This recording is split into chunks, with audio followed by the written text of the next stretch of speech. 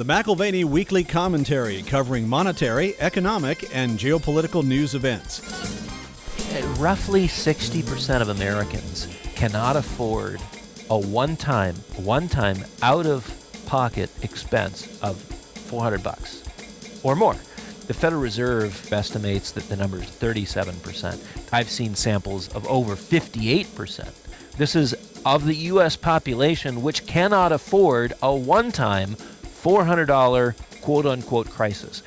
What does it look like for millions of Americans, 43 million Americans to be exact, to now have to pay back an average of $413 per month? That's to pay off the $1.6 trillion in student debt. Now here are Kevin Orrick and David McAlvany. Welcome to the McAlvany Weekly Commentary. I'm Kevin Orrick along with David McAlvany. Well, we just are coming off of a 3-day weekend, and it was awesome because, we live in the Four Corners region. And I love going and seeing the Anasazi ruins, Mesa Verde, Chaco Canyon. My kids called on Sunday and they said, hey, let's go on a hike. Let's go down to Mesa Verde. And we did. You can stand at a high point and you can look 80 miles any direction. What's interesting now, Dave, is this. It's divided arbitrarily into 4 states. It's called the Four Corners: Utah, Arizona, New Mexico, Colorado. But when you stand on that high point and you look 80 miles every direction and you think of the history of that land, it was Mexican a few hundred years ago. It was Native American before that, the Anasazis.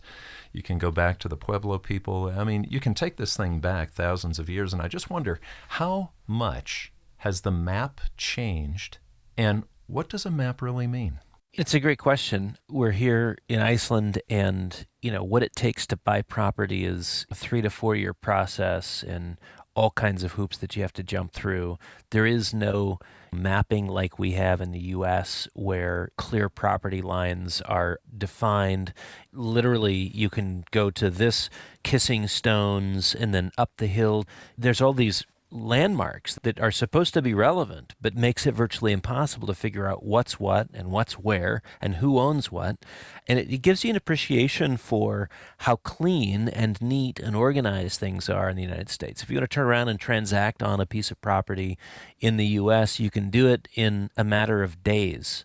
I have a friend who's 4 years into a process of buying land here in Iceland, and it's not complete yet.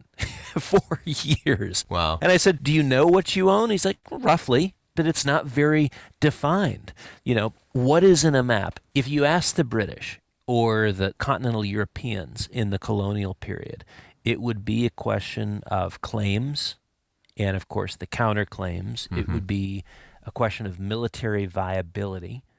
One view of a map includes the arbitrary lines created to express aspiration or belief about control. If you're talking about those colonial days in which you would say, here's where my kingdom ends, or where the next step will be as I extend it. The map maker from Oxford, for instance, would see sort of blurred lines of politics, philosophy, economics, and it would be an expression of the claims of the colonizer. But not all map makers think that way. They're not all strategists or politicians with a fluid sense of reality and of ownership. Some are just simple topographers with a sense of concrete structures, the mountains, the valleys, the rivers, and sometimes the limits that are set by those natural structures that you find in the natural world. And anyone who would come to visit you here, Dave, would see maps all over the walls of the office because it's something that you're interested in. And the map of the same place can look very different in a given time. And you even brought up Oxford, and you were thinking more, Oxford University, they think politics, philosophy, economics. That's even a program where they combine the 3. I'm thinking of maps that I saw that were drawn that have Oxford in them that actually were train lines. And the map looks very different than, let's say, what we consider state line kinds of maps. And so don't you think time, history, and that sequence has a lot to do with what a map looks like? For sure. Sir Halford Mackinder, in his famous article, The Geographical Pivot of History, combines a sensibility like Cecil Rhodes and sort of the British version of Manifest Destiny. We can probably forgive him for that. But Mackinder combines that with a cold level calculus common to the topography geek. Sometimes reading outside the present moment, in this case, looking back at Mackinder, I think it reveals some blind spots for us today and ones that existed long ago. You can read him and see that he didn't quite have it together either. He was director of the London School of Economics for 5 years between 1903 and 1908, but I think brings clear insights rooted in facts, and he would be more of the topographer when all was said and done. Facts extending through time regardless of transitory political trends. Well, and he looks clearly at natural resources. And I know we bring this up often, but it's interesting. Argentina is a beautiful, interesting country, but it certainly has not had the progress that the United States has, even though it's natural resource rich. Politics has played a big role in that as well. And so I look at other countries. Russia has a lot of natural resources, yet political systems can sometimes mute that. And has been relatively landlocked. That's the contrast Mackinder brings out in this article. Mackinder, by the way, I think is must-reading for the student of geopolitics, in part because his prognostications and predictions aren't colored by modern history. But yeah, he points out that Russia has the advantages of vast natural resources, and its history is that of a great land power, but it is locked away. Limited access to the sea, its ability to project power is limited, blocked by the Arctic Sea on the north end, and as we've talked about in the commentary before, it's what makes those Ukrainian ports so vital. When you think about Ukraine and Crimea, that is the only sea access that Russia has. Yeah, you only have to go to the United States and see either coastline to see how easy it is for us to move things. You know, you can go down to New Orleans in the Gulf. You can look at, of course, New York on the Upper East Side, basically, and then San Francisco. You've got Long Beach.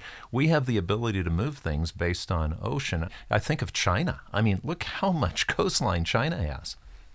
Well, and like the U.S., China has navigable rivers. You've got rivers as large as the Mississippi in Africa, but the elevation change is such that they're not navigable. So the inlands of Africa simply can't be gotten to, and a lot of the resources have been there and have been dormant through the years.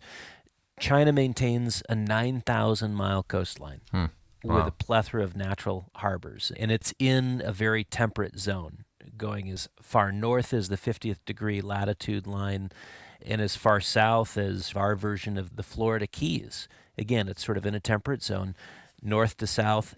They're like Maine to the Florida Keys, and that's meant agricultural sustainability for a mass of people with the largest population in the world, neck and neck with India. And that matters a lot. Without food reliability, you're either starving or you're attacking. You know, all of this connects in, Kevin, because we're talking really about the 10-dash line and the redefinition of the map for the Chinese, what they believe is theirs and what the justifications are about what they are making claim to today. Yeah, just look at the book of Daniel. If we were to look at Israel for a second, because back in 2009, I remember we recorded a commentary where you were in Jerusalem and I was here. And you go back to the book of Daniel and Nebuchadnezzar's dream in Daniel 2. It just talks about these empires. He dreamt first of the Babylonian Empire. That was the head of gold. Then after that, it was replaced by the Medo-Persian Empire, okay, the chest of silver. And then after that, it was Greece, the midsection of bronze or brass. And then finally, the iron mixed with clay, which was the Roman Empire. That really very well predicted the next 500 years, but that map changed over and over. You ask a Babylonian about Jerusalem, they'd say, well, it's ours. Or then after that, the Medo-Persians, or after that, the Greeks, or after that, the Romans. The Palestinians right now, you've got that fight going on. You remember that interview? Absolutely, because it's Jerusalem, and I remember the tour of the Eastern Wall, subterranean, and you can see the Roman architecture and the remains that are still there under the quote-unquote old city. But yeah, these onion layers of complexity in a place that has overlapping ethnic interests, each with their own distinct view of history. It's the oppressed and the oppressor. It's the landowner or it's the disenfranchised, landless. And when you're talking about one versus the other, it just depends on a time frame. Right. Which slice of history? Whose legitimate claim or grievance, right? And the competing claims often relate to the time frame being referenced. Yeah, China today is no different, but it's an ancient, ancient empire, isn't it? Of course, with a variety of maps. In some of those maps, it was a struggling and small estate. In others, it's the largest empire in the world. In more recent iterations, you've got the old empire, quote unquote, that's been carved up. Nepal and Burma were carved out by the British, Indochina by the French, Taiwan and the Sakhalin Islands were taken by the Japanese. Many inland plateaus and mountains were absorbed by Russia. But prior to that, there was prior to that, and then there was prior to that. Right. So, as they often say, to the victor goes the spoils, but also the writing of the history, right? And so the history that we know is that of those who have most recently possessed the land. And many dispossessed people from the last 2,000 to 3,000 years are not given the same voice as the existing holders of power. Lest you think that sounds like sort of a modern screed on contemporary North American politics. It's not racism, systemic, historical, or any other kind. It's not what has been described there in the United States. That is the victor guarding the spoils of war. This extends throughout all time, regardless of race, regardless of creed, regardless of time frame. And yes, it is the privilege of the victor to control the narrative. I just wonder, too, let's say they have authors that write alternate histories. Let me play with this one for a second. China, with its gigantic coastland, its amazing amount of resources. What if China, for the last several hundred years, like the United States, had a constitutional government, had free markets, had the rights and the privileges that we have here in America? It seems that the communists have really created, I brought up the word mute. That would be an understatement. It has really muted and mutated what they could have been. There's no doubt. If you look at the sea lanes which they have direct access to, and at different points in history have influenced or controlled, they are perfectly positioned for growth in much of the world. If you look at the most recent sort of little period of time, because of the modern disasters of communist-induced poverty and starvation, China was basically put in a half-century penalty box in terms of growth. Maoism was a form of Chinese nationalism that responded to a variety of colonial encroachments and brought dignity back, in some sense, to the Chinese. But his vision was of the old maps, right? Since the 70s, and even more powerfully since the turn of the century, and with membership to the World Trade Organization, China's growth from developing economy, kind of a young-aged concept in terms of economic development, from a developing to a developed economy, now number 2 in the world, that kind of ignores the multi-millennial perspective on the mainland. In our lens, I think when we think of developed and developing, it really is too economic in nature and distracted by the development language like infancy and adolescence and middle-aged and mature and old-aged. And I think the reality, what I'm trying to say, Kevin, is that Mao and Xi alike see in China a resurgence of power. This is a comeback story. It's not a development story. And so when we think of the 10-dash line, which just even months ago was the 9-dash line, and may seem like an encroachment on other people's rights, on other people's territory, in the Chinese view of things, which does not necessarily have to be the legitimate view, but it is the one that they carry forward nonetheless. This is a return of the old power. This is a reestablishment of the old borderlands. I think I told you this about 1.5 years or 2 years ago. I had some neighbors. We've got 5 acres and they have acreage. But they figured out that there is a shortcut to the main road across our property. So they started taking it without asking. They had a 9-dash line and they made it a 10-dash line. They redrew the map. And I actually had to put some fencing up. I had to put some signs up because it was destroying the property and there were some other complications. I'm not trying to not be a good neighbor, but they had decided to redraw the map and it wasn't really their property. I'm wondering, who told China that they could turn the 9-dash to a 10-dash? Good fences make good neighbors. Yeah. What's really interesting is in the West, there is a precedent which is set by where a fence line is. And it may not actually be a property line, but a fence line, if left established for long enough, can, in some sense, rewrite the property line. And so the conveniences of topography and where you may choose to put a fence because there's too many rocks, or it was better to put it to the left or the right of that particular obstruction, you may in future generations be claiming someone else's or giving up your own territory. It's very fascinating. But, the Chinese, they took the land from others. They kept it a while. They built a Great Wall and then had some of their land taken away. Now Xi wants back what he sees on the old maps, and I realize that's a very cheap history of several thousand years, but the return to the old maps is exactly what we got, with another dash added here in the last few months. And it's not really old. This one was created in 1947. What was a 9-dash line is now a 10-dash line, and actually was 11 dashes from the 1950s. But it became 9 because Mao wanted to concede the Gulf of Tonkin in 1952 to the Vietnamese so as not to offend fellow communists. So Mao's map is now Xi's map, and the lines are coming back into play. The 10-dash line is in play. Does it surprise you that a resurgent Chinese nationalism is being cultivated in a time of deteriorating economic growth? Doesn't surprise me. One of the guests that we have on a pretty regular basis is Dr. George Friedman, and he wrote a book called The Next 100 Years, where he's predicting maps. He's basically doing what Mackinder was doing, and he's saying, this is what I see it looking like over the next 100 years. Now, he knows he's not going to be exactly right, but my question would be, we can now look back a little over 100 years from Mackinder's writing, and you've been reading it.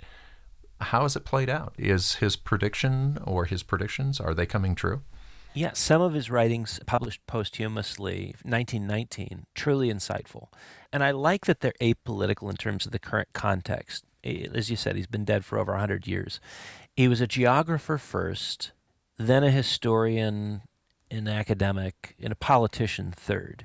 And I don't know what role he played at the London School of Economics, if it was the geography insight that put him in that role, or if it was his ability to be an administrator as well. But he oriented his analysis by starting with a map.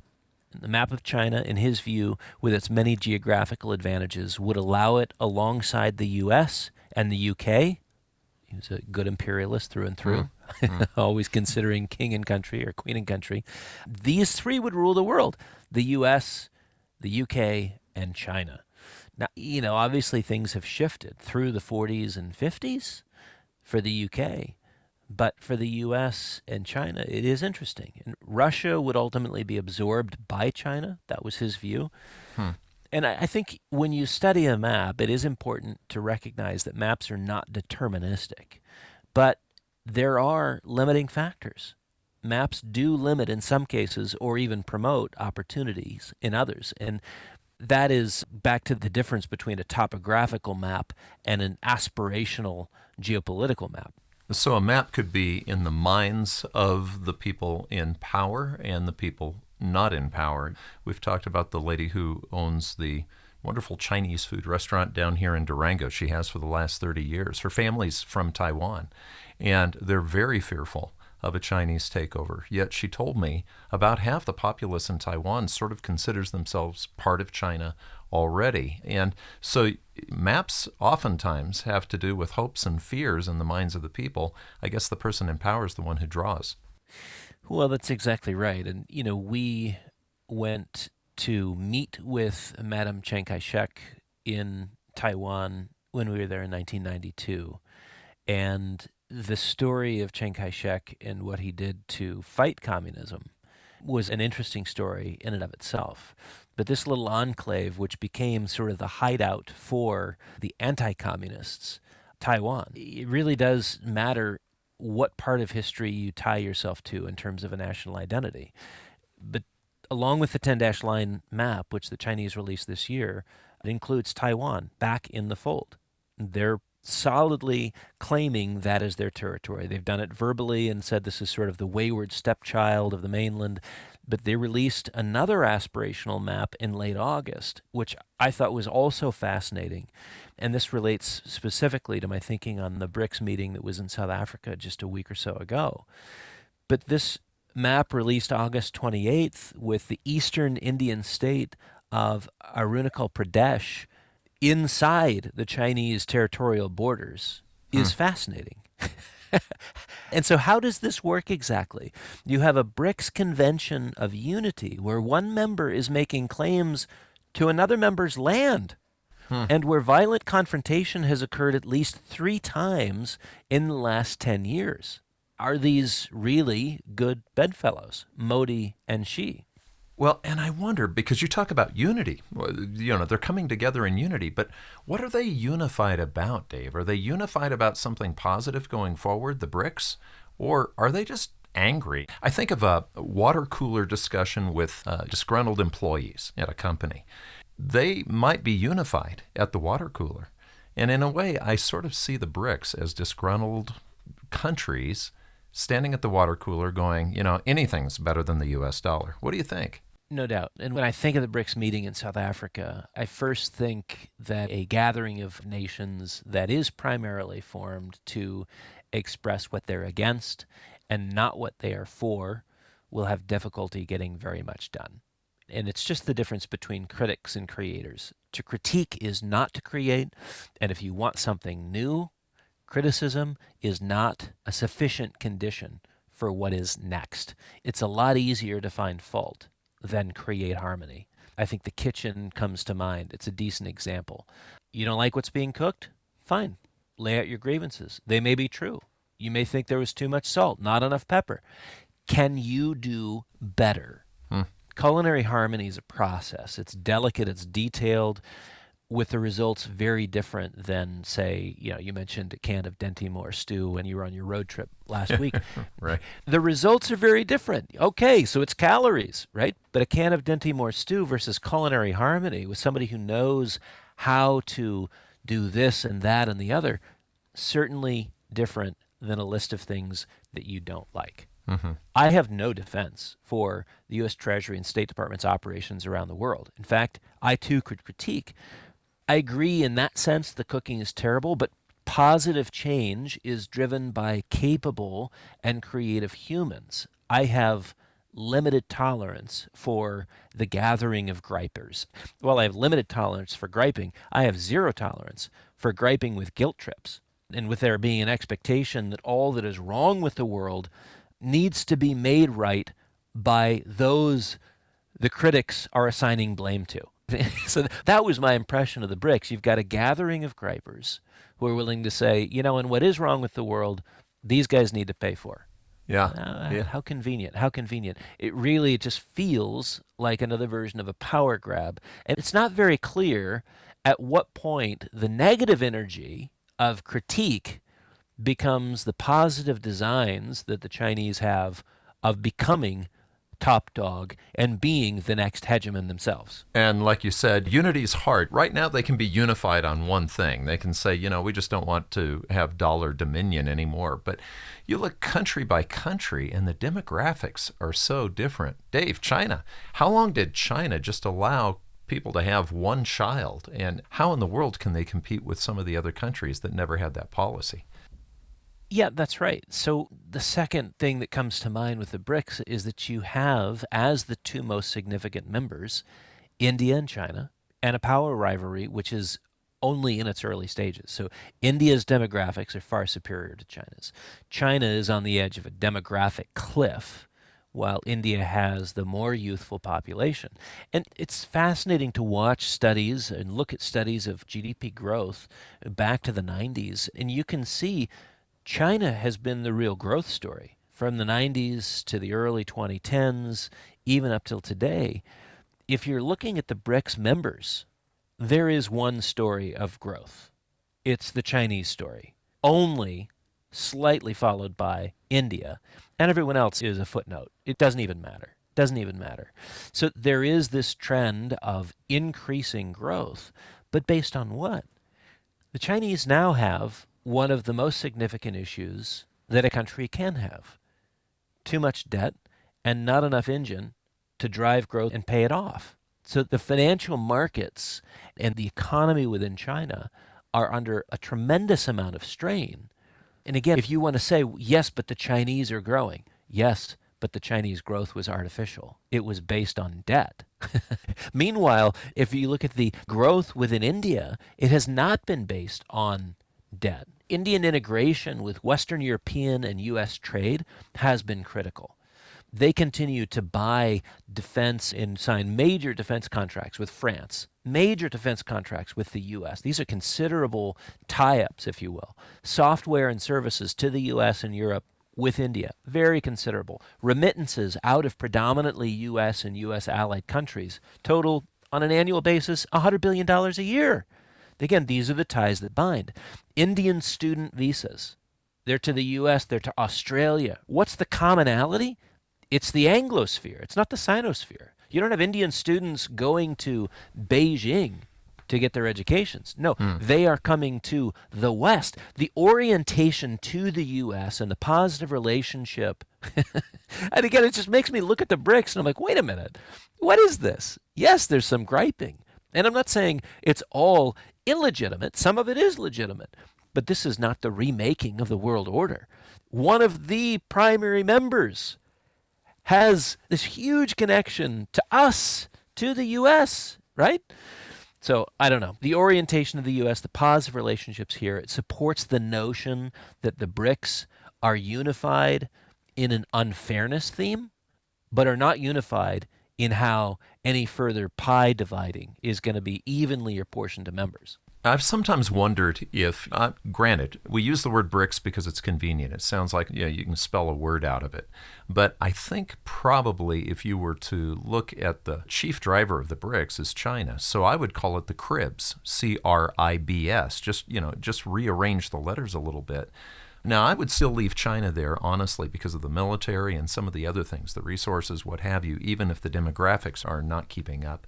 But you, I think, are saying you almost have to come up with a word possibly where the I is in front of the C, ultimately. Is that what you're saying? Yeah, because, I mean, one of the reasons why Jim O'Neill picked this cadre of countries was because there was similar growth themes within their economies at the time. But when you have countries that are all experiencing fast growth, it's important to see why are they growing all in lockstep. Well, as it turns out, a tremendous amount of debt in the Chinese economy. We're talking about a banking system which 15 years ago was less than 10 trillion and is now close to $60 trillion in size. The banking system in China is double that of the United States. And I'm not saying that because it's strong. I'm saying there's twice the amount of debt that's been pushed out into the economy by Chinese banks. So they have quote-unquote larger banking system than we do, only because there's that many more IOUs attached to economy, which is an economy which is smaller than ours.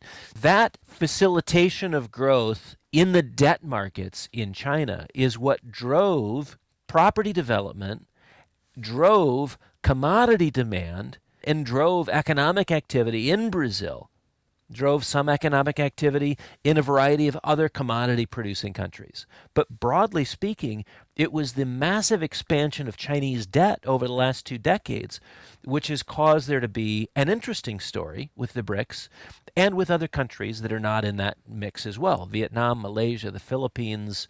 And by the way, these are countries which, if you're looking for alignment or misalignment, Vietnam is implicated in this 10-dash line. India is affected by it. Malaysia has some real skin in the game. The Philippines, when you look at the South China Sea and the claims that are made by the Chinese with this 10-dash line, if I'm Vietnam, I'm offended.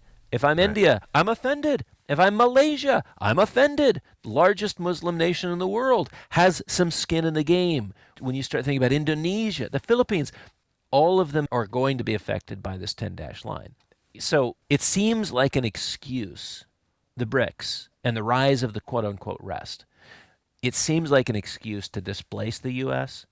just in time to hand power to a new hegemon, Right. Right. Ask all those countries if they prefer, with grumbling, U.S. hegemony or would like to try Xi Jinping's version of hegemony instead. Capital and human resources want out of China, not in. Let that sink in. Yeah, I'm going to go back to what I was saying before then. I think the wake-up call for the BRICS is that it isn't the BRICS, it's the CRIBS. China's basically saying, look, here's our map. China first, right? Then you've got the R, then you've got the I, then you've got the B, then the S, and then, of course, the smaller countries. But that is sort of a shock, when it's like, yeah, we're mad at the United States, all of us. We're mad at the United States. We're equal on this. And it's like, oh, no. No, you're not equal. Here's your map. Here's your sign. Remember that? Yeah. And I think of going back to what happened with Newt Gingrich in 1994. It was the first time that we had a group of politicians in the United States in many decades boldly proclaim what they were for instead of what they were against. And there was something of a political revolution that occurred in the U.S. in 94 as a result of that. There's power in stating what you're for.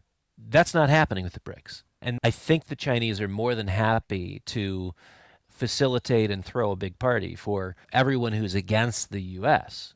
in some form or fashion. But that does not mean that you have the upsetting of the apple cart, a change in dollar hegemony. It's just, I think it's pretty laughable. How many people are moving to China purposely? The students are coming here. No, but that's my point. You've got human capital. You've got financial capital, which is doing everything it can to get out of China. Do you want them to be the next global hegemon? No. But think about where the world sends their children to be educated.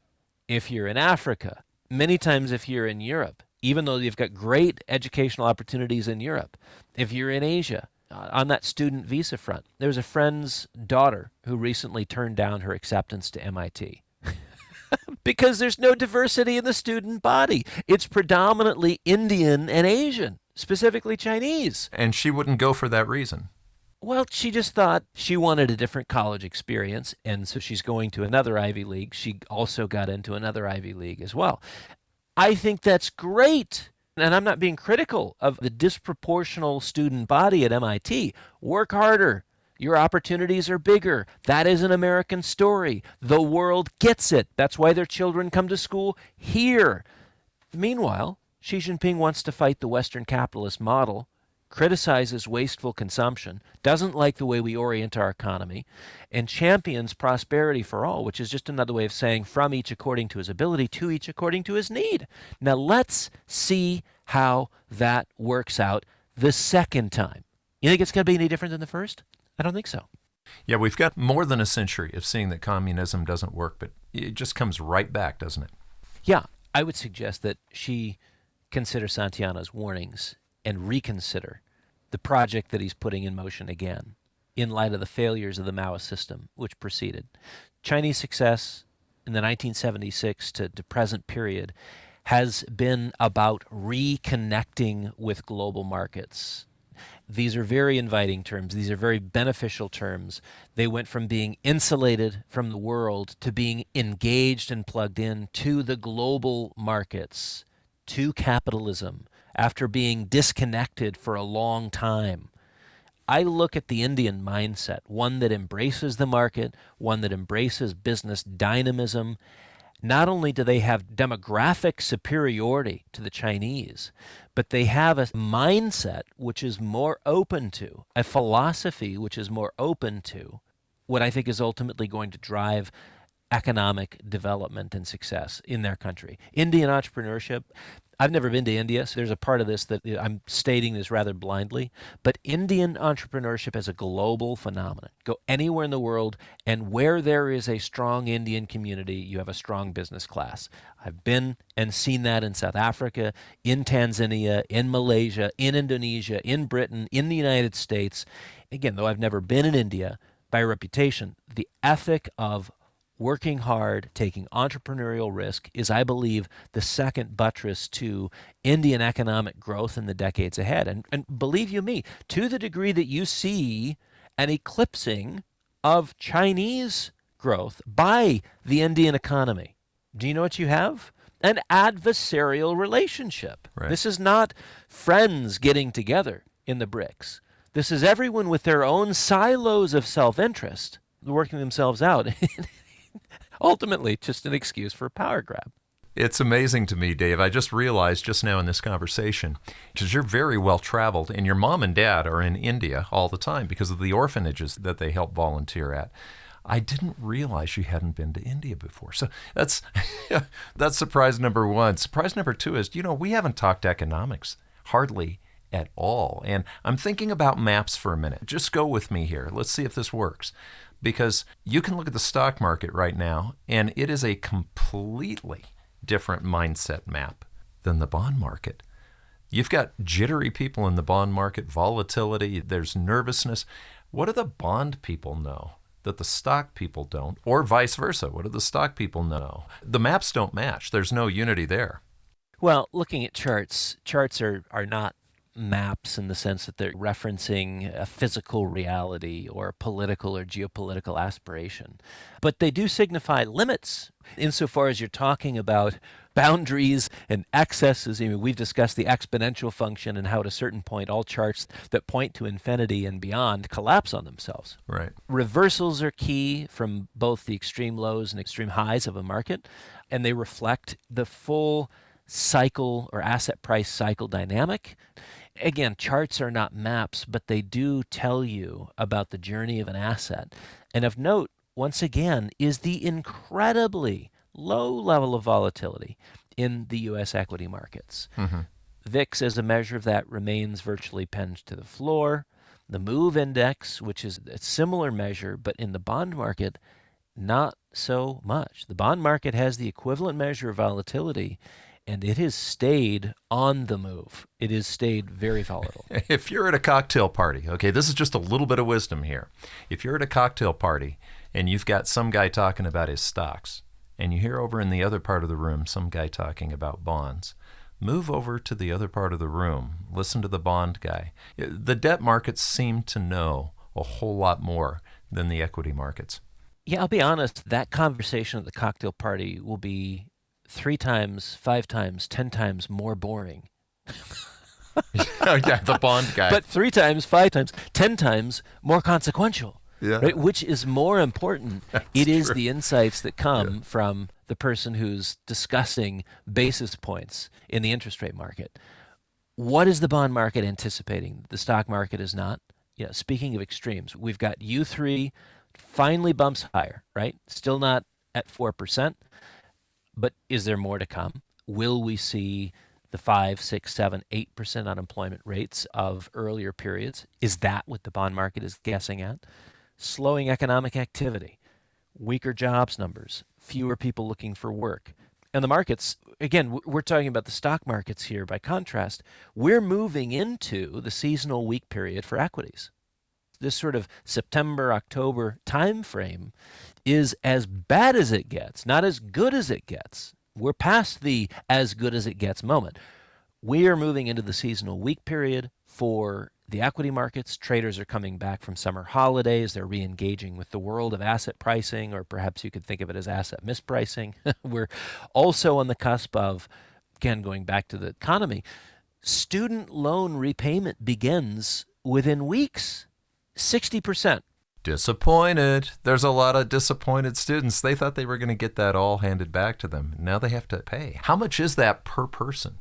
Roughly 60% of Americans cannot afford a one-time out-of-pocket expense of $400 or more. And actually, there's 2 ways. The Federal Reserve calculates this differently. The Federal Reserve estimates that the number is 37%. I've seen samples of over 58%.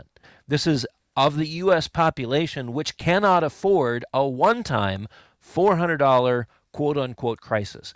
What does it look like for millions of Americans, 43 million Americans to be exact, to now have to pay back an average of $413 per month?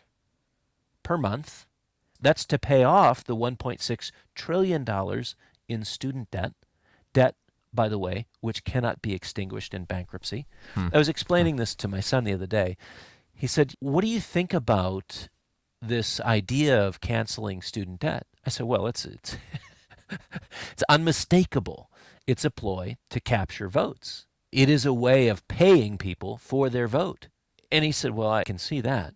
I said, why wouldn't you just make this kind of debt cancelable in bankruptcy? He's like, it's not? I said, nope, not that debt. Huh. You can't walk away from it. Wow. You can never walk away from student loan debt. And the reality is that would be a generous gift, and it would not be a redistribution of assets broadly from one group of people to another. But it doesn't buy you votes. It doesn't buy you votes. Huh. So $43 million, an average of $413 a month on $1.6 trillion in debt. I think we've got a surprise. The economy has been remarkably strong.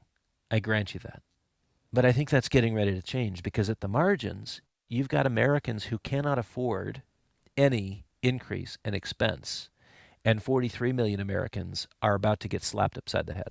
So back to the cocktail party. Okay, so the bond guy, he's nervous. And the bond guy is basically saying, nope, I'm not going to go where the stock market is. You got the guy over across the room. He's had 2 gin martinis, right? And he's like, yeah, we've made back almost everything we lost last year. I mean, that's the truth. In the stock market, we've almost made back the losses from what was a pretty cruddy year in the stock market last year.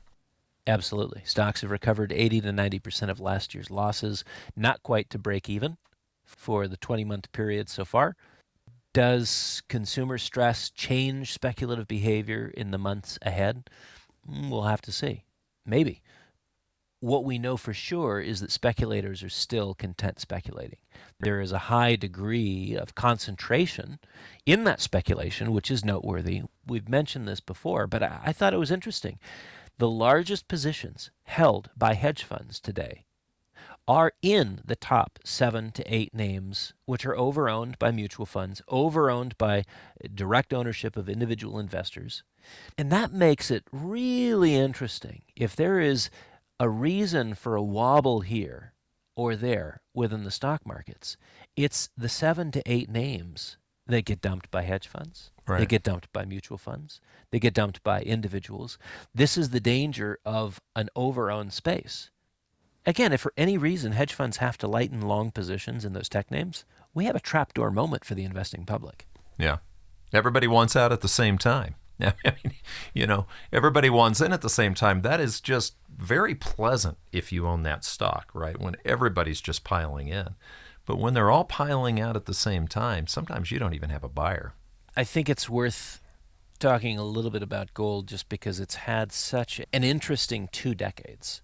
And we have not seen radical dollar declines for that to be sort of the propellant for gold ownership. We mentioned this last week, 3 or 4 reasons why I thought gold would buck the trend in terms of the Summers-Barsky thesis.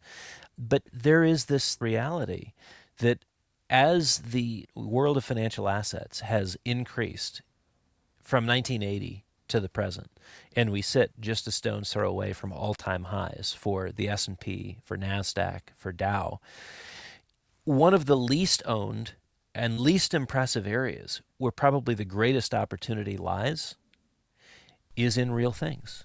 Commodities, real estate, collectibles, precious metals. That is absolutely remarkable. Bank of America, their global investment strategy group, put together an amazing chart going back to 1925 where it contrasts the performance of real assets versus financial assets. And they make a very compelling case that we are at an inflection point with COVID and the war on inequality, as they describe it, being the driver of growth in hard assets, in real things, in commodities, in real estate, in collectibles, in precious metals. and what that signifies is a true bear market in financial assets, right? Overowned, very much overowned, as we mentioned, and concentrated in just a few names. We've seen little to no performance year to date in, call it 492 stocks within the S&P 500. Yeah. Modest returns. And certainly it has not put back the losses of last year. The outperformance of 7 to 8 names has been what has painted the tape in a positive light for the S&P 500. My point is, being at what may be a very significant inflection point, one that extends asset repricing over the next 5, 10, 15 years. What side of that line of demarcation, if you will, do you want to be on? You've been listening to the McAlvany Weekly Commentary. I'm Kevin Orrick along with David McAlvany. You can find us at McAlvany.com, McAlvany.com, and you can call us at 800-525-9556. This has been the McAlvany Weekly Commentary. The views expressed should not be considered to be a solicitation or a recommendation for your investment portfolio. You should consult a professional financial advisor to assess your suitability for risk and investment. Join us again next week for a new edition of the McAlvany Weekly Commentary.